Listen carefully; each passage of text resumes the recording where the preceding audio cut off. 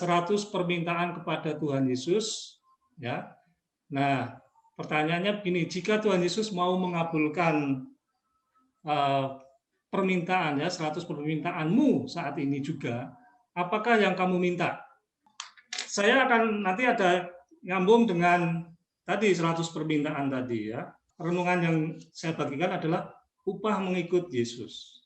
Saya teliti itu ada 3 Injil yang mencantumkan kisah upah mengikut Yesus. Di Matius 19 ya ayat sekian, tampak di layar ya. Kemudian Markus 10 ayat 28 sekian, Lukas 18 ayat sekian ya. Nah, ketiga-tiganya itu mencantumkan itu. Berarti ini sesuatu hal yang penting. Memang Injil itu ada 4 ya. Matius, Markus, Lukas, dan Yohanes. Nah, di sini memang setiap kejadian itu tidak semuanya tertulis di setiap Injil. Ya, ada yang cuma 1 Injil saja, ada yang 2, ada yang 3. Nah, ini 3. Berarti ini sangat penting ya, cukup penting. Saya ingin membacakan ini yang Matius 19 ya. Matius 19 ayat 27 sampai 30. Lalu Petrus menjawab dan berkata kepada Yesus, "Kami ini telah meninggalkan segala sesuatu dan mengikut Engkau.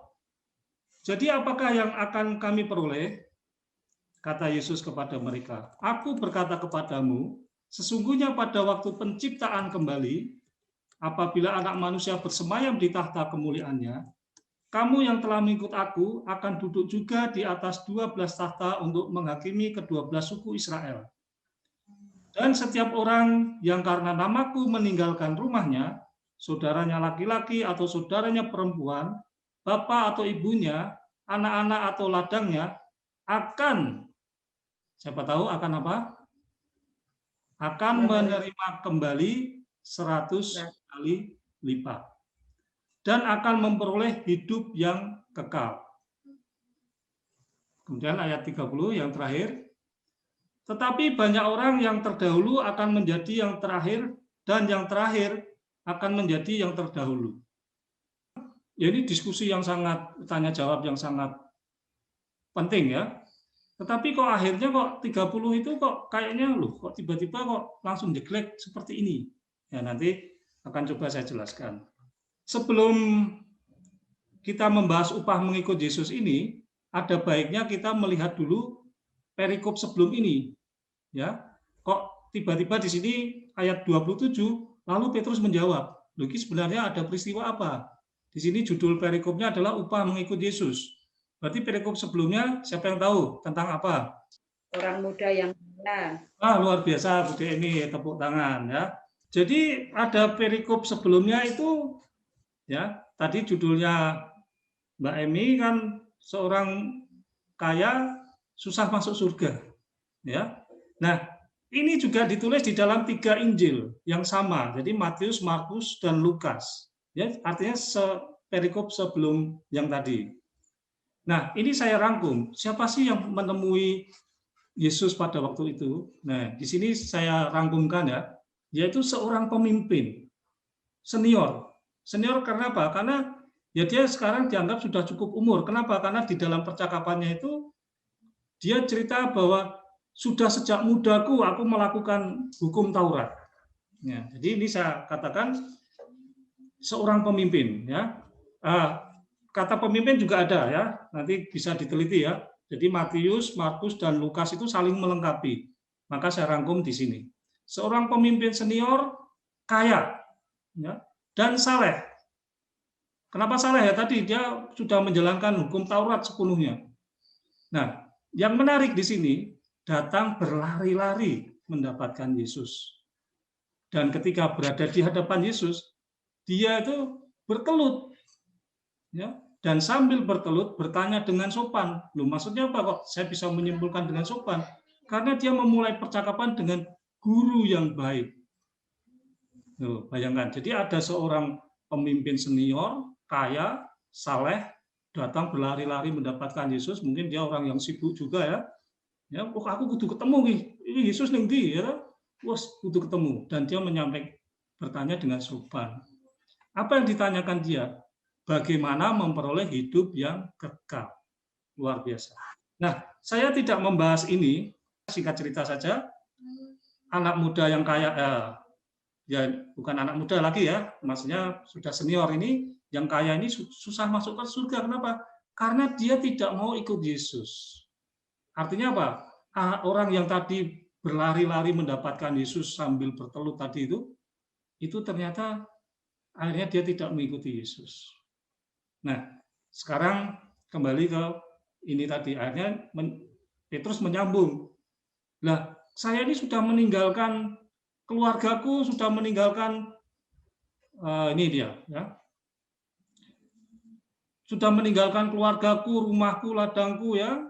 Petrus itu kan nelayan, ya. Dia meninggalkan perahunya, ya, nafkahnya dan sebagainya untuk ikut Yesus. Maka pantas sekali ketika setelah murid-muridnya mendengar percakapan Yesus dengan orang pemimpin yang cukup berumur tadi, akhirnya Petrus angkat suara, ya, angkat suaranya apa tadi? Kami ini telah meninggalkan segala sesuatu dan mengikut Engkau. Jadi apakah yang akan kami peroleh? Itu pertanyaan yang sangat penting, ya. Dan Yesus menjawab, ya seperti ini, ya. Jawaban Yesus adalah, dan setiap orang yang karena namaku meninggalkan rumahnya, saudaranya laki-laki atau saudaranya perempuan, bapak atau ibunya, anak-anak atau ladangnya, akan menerima kembali 100 kali lipat dan akan memperoleh hidup yang kekal. Perhatikan, meninggalkan di sini bukan berarti mereka tidak bertanggung jawab. Tetapi ada namanya next level, ya, yang dituntut, ya, tidak hanya sekedar menjalankan hukum Taurat, ya, tidak mencuri, tidak berzina, tidak bersaksi dusta, ya, menghormati ibu bapaknya, ya. Tapi Yesus ingin membawa next level. Jadi mengikuti Yesus itu memang kita harus, ya, gampangannya ya sungguh-sungguh. Kalau bahasa sekolah minggu itu ya sungguh-sungguh. Ketika kita pujian ya sungguh-sungguh. Ketika kita berdoa ya sungguh-sungguh. Ya, sungguh-sungguh. Jadi memang tidak bisa katut-katutan, ya. Ya mungkin dulu waktu kita sekolah minggu ya ikut-ikutan, ya, diiming-imingi hadiah, ya. Gurunya ramah-ramah, ya, kalau gurunya galak kan pada takut, ya. Nah, artinya itu. Sekarang kita sudah sampai pada orang-orang yang berusia dan kita sudah mengikuti Yesus. Sama seperti Petrus, kita akhirnya sampai pada saat ini. Apa yang upah kita? Kita tahu upah itu banyak, berkat dan sebagainya. Tapi fokus kepada kita mengikuti Yesus itu karena berkatnya atau karena Yesusnya. Yesus juga menegur orang-orang ketika banyak orang, ya, setelah Yesus memberi makan 5.000 orang, mereka itu menunggu Yesus. Ya. Dan Yesus menegur mereka. Lho kowe iki do ngenteni do pating jelenguk ning kene iki, kowe ngenteni aku apa ngenteni roti, ya, intinya seperti itu. Sesuai dengan pertanyaan tadi, 100 permintaan kita kepada Tuhan, dan jika Tuhan mau mengabulkan, ya. Pada ayat 30, ya. Kok tiba-tiba penutupnya itu, tetapi banyak orang yang terdahulu akan menjadi yang terakhir dan yang terakhir akan menjadi yang terdahulu. Kayaknya sulit. Loh, ini kok tiba-tiba kok kalimat penutupnya seperti ini. Kira-kira siapa yang mempunyai hikmat bisa menyampaikan kok tiba-tiba penutupnya seperti ini? Siapa? Nah, di sini akan saya perjelas bahwa di sini memang ada berkat saat ini dan berkat yang akan datang, yaitu hidup yang kekal. Nah, perhatikan, saya yang tadi sampaikan next level itu di memperoleh hidup yang kekal. Perhatikan, kita sebagai orang percaya, janji keselamatan hidup yang kekal di surga adalah sesuatu yang pasti.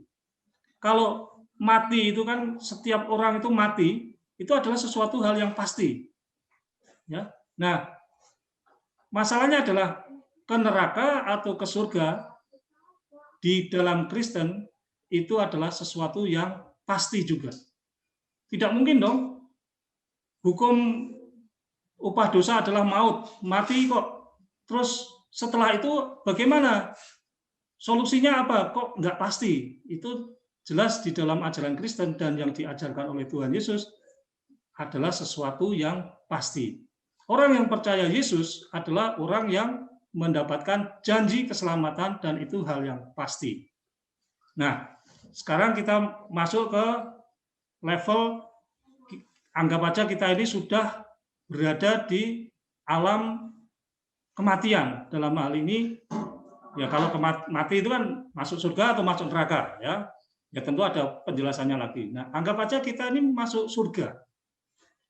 Nah, di surga itu sudah banyak hal-hal tersedia, hal-hal yang baik. Jadi berkat-berkat jasmani itu sudah kita tinggalkan. Nah, lalu apalagi yang kita minta? Kita menerima 100 kali lipat. Nah, kalau di surga menerima 100 kali lipat itu apa yang bisa kita minta? Ya. Keteguhan iman. Ada lagi? Kasih. Oke, singkat cerita, bahwa kita sebagai anak-anak Allah, pemilik waris, dan kita memerintah bersama-sama Tuhan, kita mempunyai 100 kali lipat bisa meminta jiwa-jiwa yang tidak diselamatkan. Katakanlah kita tadi punya kupon 100, gitu. Tapi masih ada keluarga kita, ayah, ibu, misalnya ya. Kalau kita yakin keluarga kita semuanya masuk surga, amin ya. Tentu kita harus mengerjakan keselamatan itu. Tetapi misalnya ada keluarga kita yang lain yang tidak masuk surga, masih ada pertolongan bahwa kita mempunyai 100 kali lipat itu, kita bisa meminta 100 jiwa kepada Tuhan. Bayangkan misalnya ada 1 juta orang percaya yang masuk surga, misalnya 1 juta. Berarti kalikan 100. Ya 100 itu bisa juga berarti 100, tapi bisa juga berarti 100 itu angka yang sempurna ya. Nah, itu sah. Dan itu ketentuan itu tidak melanggar hukum yang Allah ciptakan ya.